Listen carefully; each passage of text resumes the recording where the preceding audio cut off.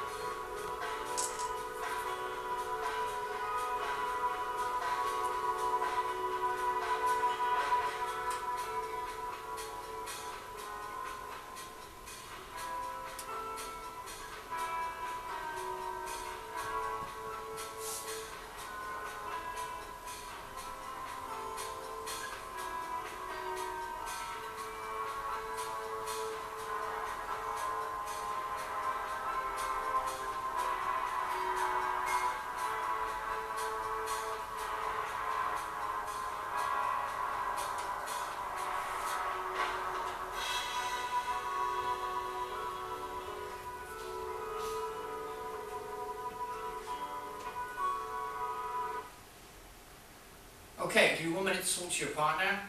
I would think about the following question. So what tips would you give in order to make your CV effective? Okay, 1 minute, off you go.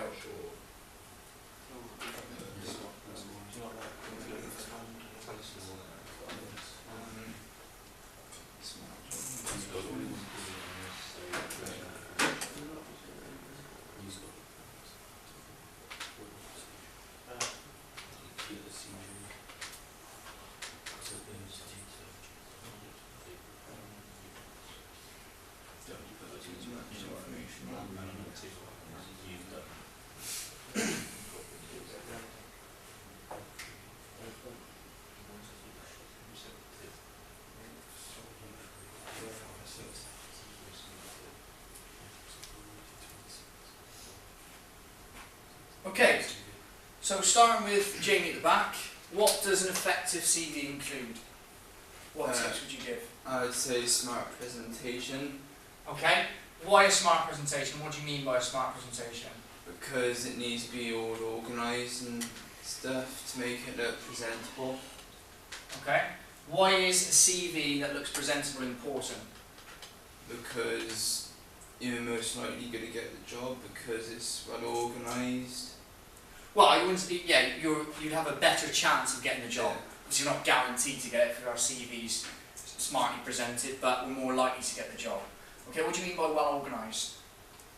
No, but if you're not well organised, you're most likely not going to get the job.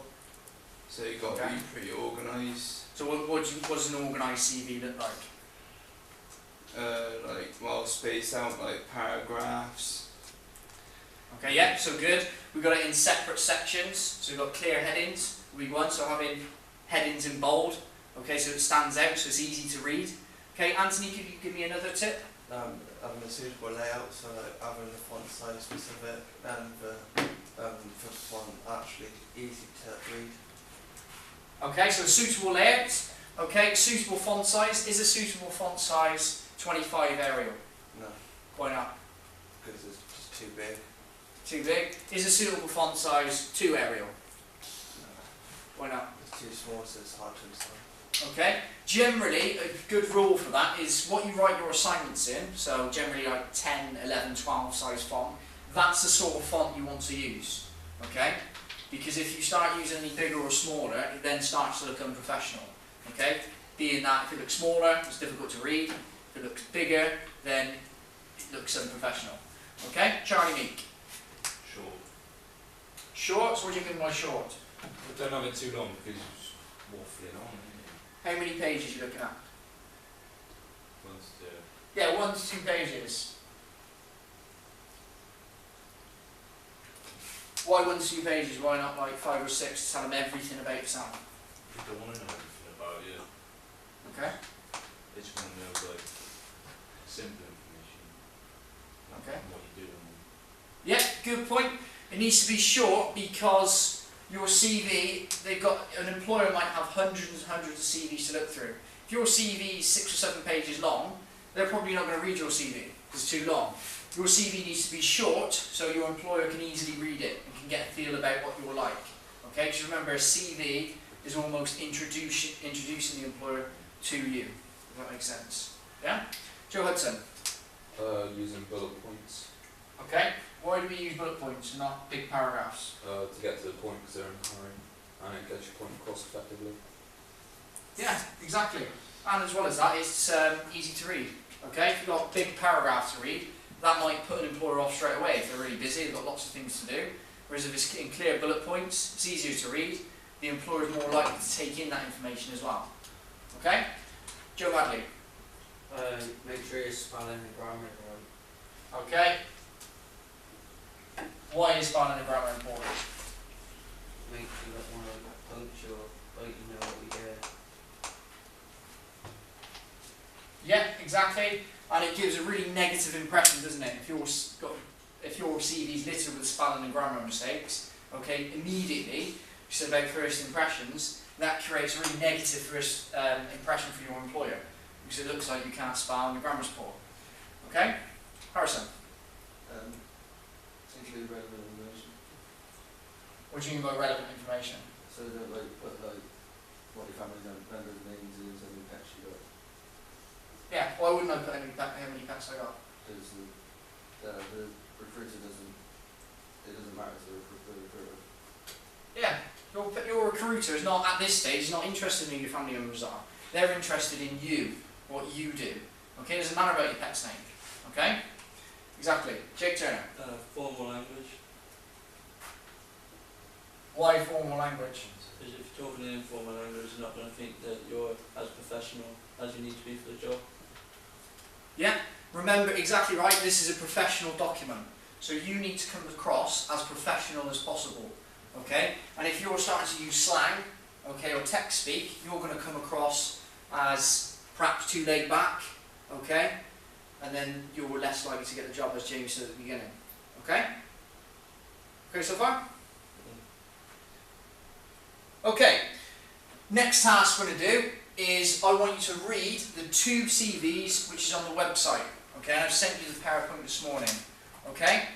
So when reading the CVs, what I want you to do is on a Google Docs or a Word document, I want you to write down as points as to what makes a good or a bad CV, okay? So when you're looking at these CVs, write down the points, what makes a CV good, and write down points, what makes a CV bad, okay? Does that make sense?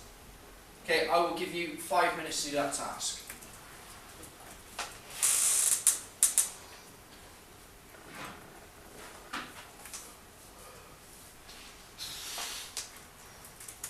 You got that, John?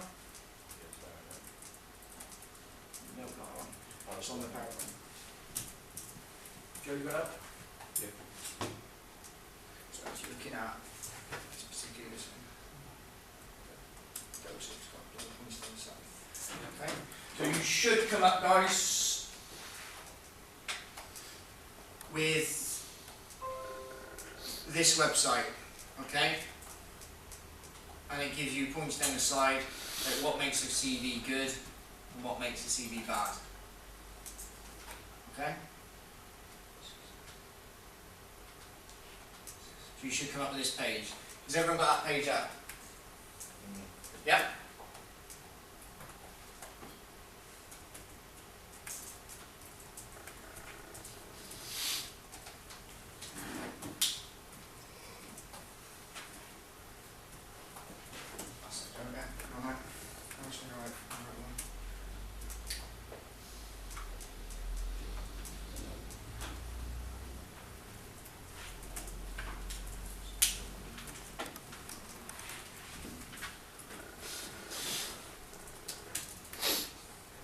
So this is page 1 of the bad CV. So what's immediately poor about that? What does it say on the side? It says it's born. Yeah, what does it say?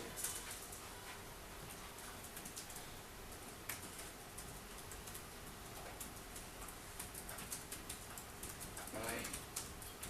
Words curriculum at the top, and it says you don't need it. So why don't you need it?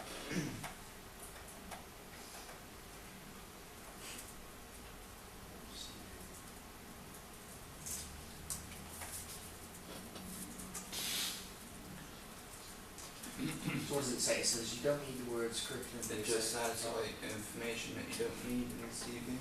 Well, what does it say? It says it's obvious what the document is, and it just adds to the classic CV. So basically, you don't need. If you read that, can you read it? Yes. Yeah. So it's obvious what the document is. So you don't need it for the person who is looking at the CV. Already knows your CV. You don't need to actually write, this is my CV. Okay? And if you look at it, it's spelled incorrectly as well. Yeah. Yeah? Yeah. That makes sense? That makes sense. Yeah. Okay. Yeah, I looked at it. Okay. So what sort of things do you pick out from there? From a bad CV? Well, it's poor spelling, and it's, you don't really need the heading address. You don't need to do this. And also the order of the education grades. So you don't need word address because it's obvious what it is. What about the way it's spaced out? It's a bit like, disjointed there. Right, compare this one to say this one. The heading. Can you see how that's in a better format? Yeah. Because it saves space. Okay. Because this one, the email address, that takes up immediately quite a bit of the page. Okay, what's wrong with that? Usually@gmail.com. It's not really a full Okay, what sort of impression does that give? that person doesn't really care. And just not really full. Okay, immediately it doesn't give you the right impression, does it? It doesn't have the best impression, so Okay. What about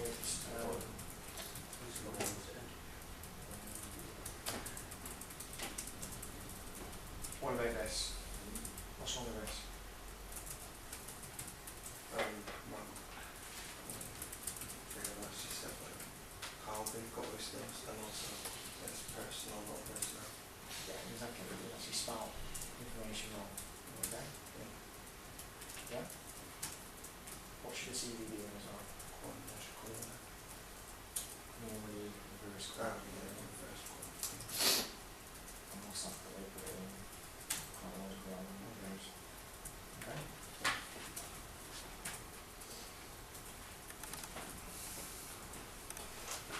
So what we got, guys?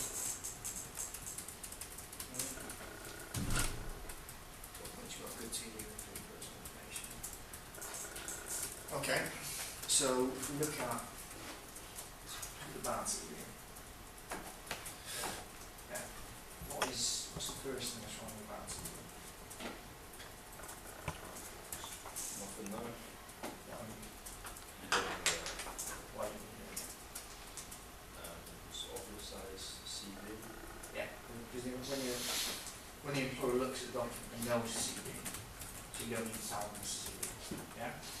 What's wrong with this, the address?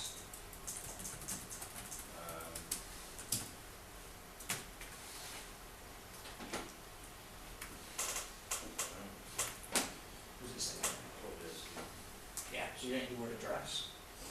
Okay, if you can look at this address, compare that to this CV. Okay, can you see the difference?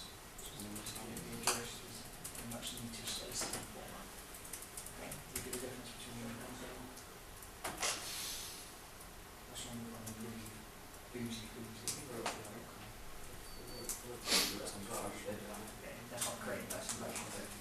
There as you look at the two, you need format address, not again, nice and fancy.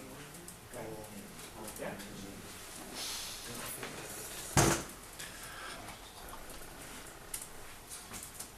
So what stuff have we got in so far?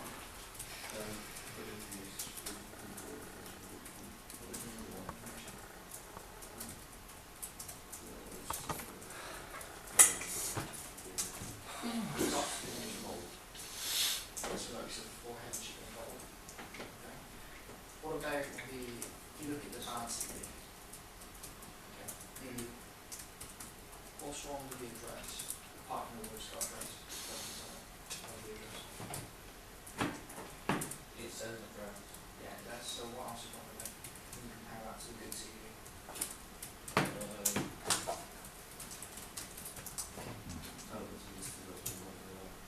It doesn't say like address. And it's in a much better format, isn't it? Safe space, it looks better, Yeah. okay? Looks more professional. Okay. So you can always compare the two. Yeah. What's good and what's bad about the CVs.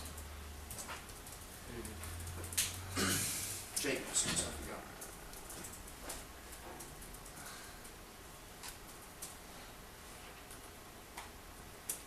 Okay, good.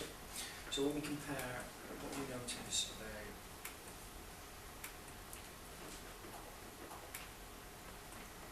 what's the difference between this? So when they've got university they went to, between the bad CV and the good CV.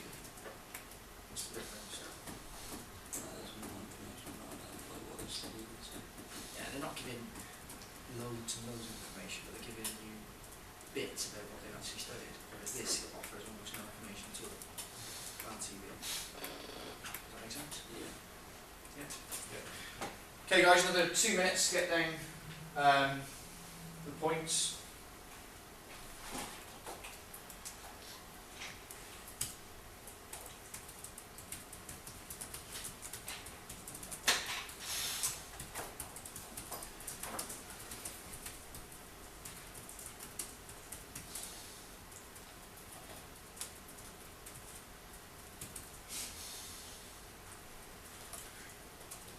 You could always try to compare the two as well.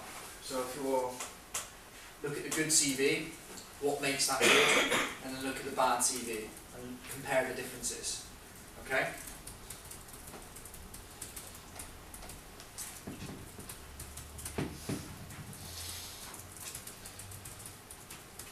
Hey, Joe?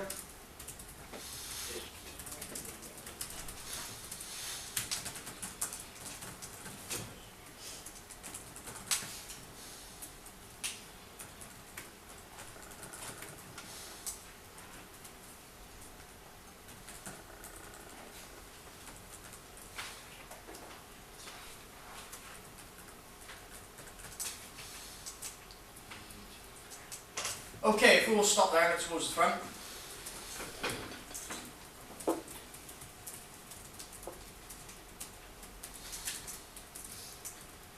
Okay, so starting off, if we just look at the address, just going to pick out certain points. So if we look at the address on the good CV, okay, what's the difference, Anthony Slattery, between that and the bad CV? It's not using search space. It's like Okay. just using one line so you can fit more space, like information, what is relevant to the actual job application. Yeah, exactly right, okay? It's on a good CV, okay, you can see it's in a nice, neat, space-saving format, okay? Look at the bad CV, okay, and it's written as if it was for a letter, okay? The one thing you don't want to do on CVs is leave big blank spaces everywhere, because it looks like you've run out of stuff to say about yourself, okay? So if we look at, again, if we compare the two, Joe Madley, okay, look at the email addresses.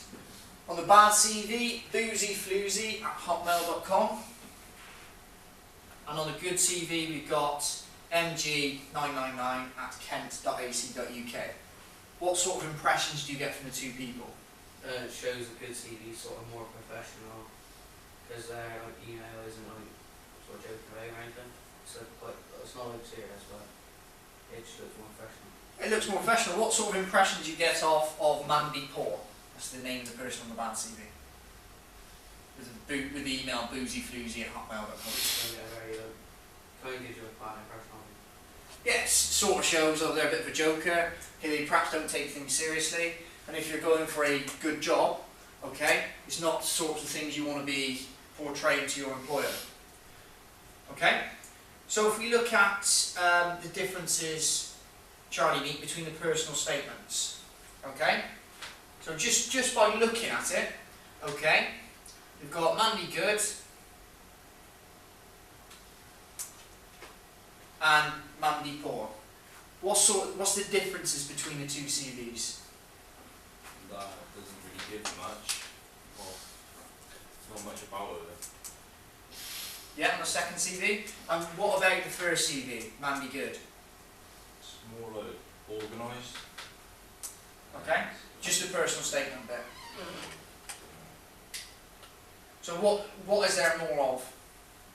If you look at compare the two Skills. CVs. Skills, yeah. What else?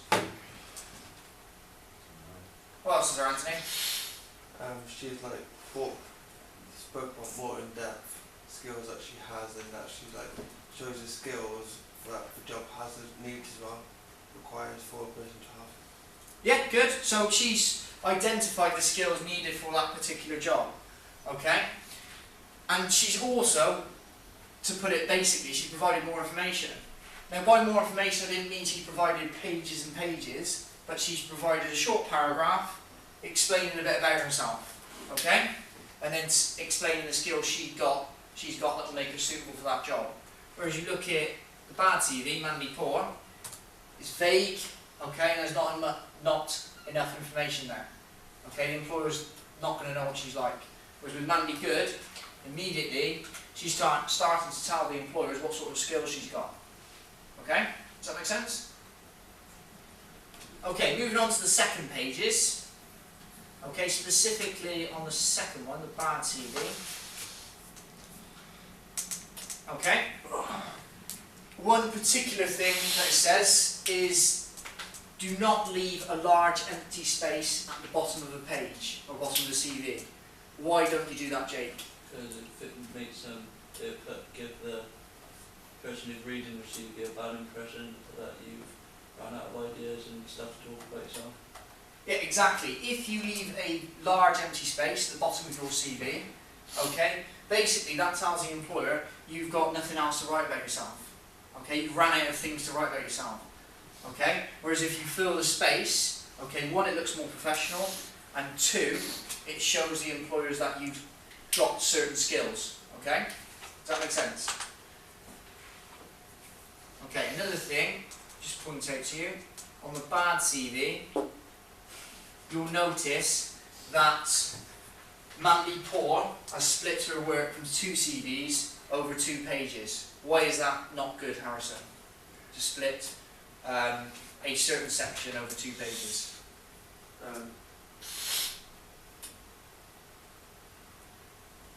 Well, really, you would want it all together so that the recruiter sees it all together and re-looks at it. Exactly, yeah, it just basically it looks better.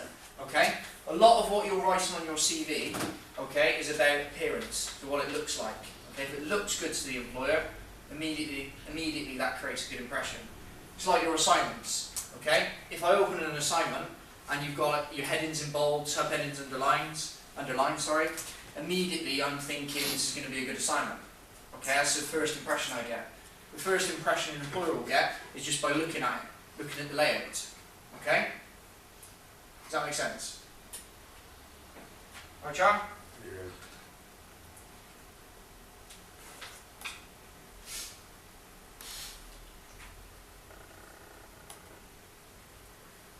Okay, so the characteristics of a good CV, so what we've been through are as follows. So your name should be in a large font to stand out.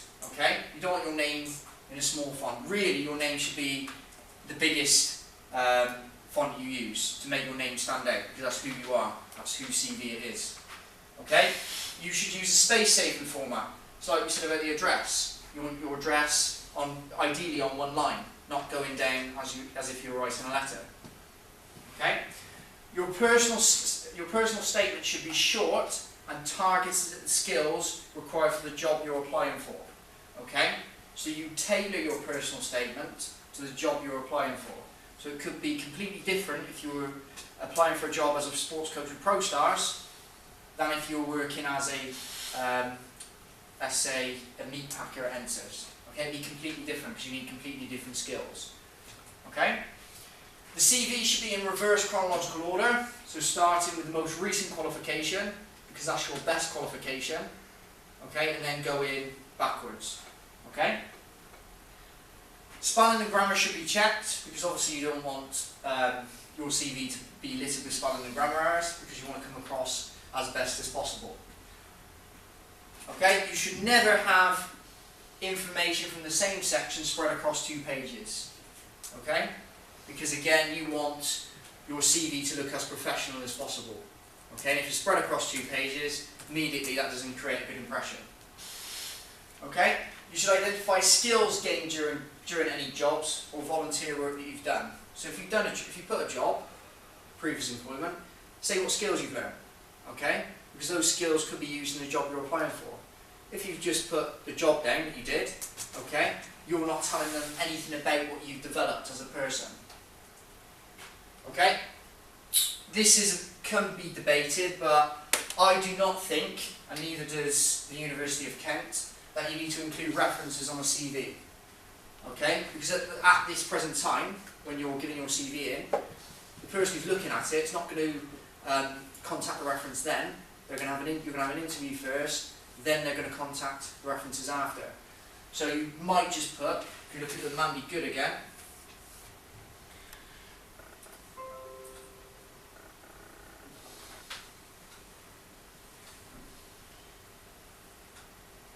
you might just put at the bottom, references available on request. Okay, so you're acknowledging that yes, you need to provide references,